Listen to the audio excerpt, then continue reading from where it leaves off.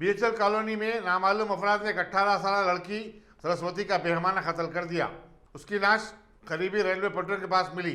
Omega college Boinpalli में inter first year की तालिबा थी। पुलिस अलवाल मसरूब तहकीकात है। పరిధిలోను బిహెచ్ఎల్ క్వార్టర్స్ కు వెనుక వైపు ఈ రైల్వే ట్రాక్ పక్కన ఒక మనకు ఇనిషియల్గా ఈ కేసు ఒక సరస్వతి అనే అమ్మాయి మిస్ అయిందని చెప్పి కంప్లైంట్ వచ్చింది. దాని మీద మనం కేసు రిజిస్టర్ చేసినాం వాళ్ళ మదర్ కంప్లైంట్ పైన. తర్వాత ఆమె ఒక డెడ్ బాడీ ఇక్కడ ఈ బిహెచ్ఎల్ క్వార్టర్స్ వెనకాల రైల్వే ట్రాక్ పక్కన పడి ఉందని చెప్పేసి చూస్తే ఆ సమాచారం మేరకు ఇక్కడ వచ్చి చూడగా నిజంగా డెడ్ బాడీ ఉంది. ఈ అమ్మాయికి మన దీపక్ అనే అబ్బాయితోటి కలిసి ఉండేవారు అని చెప్పి మనకు ఇన్ఫర్మేషన్ ఉంది.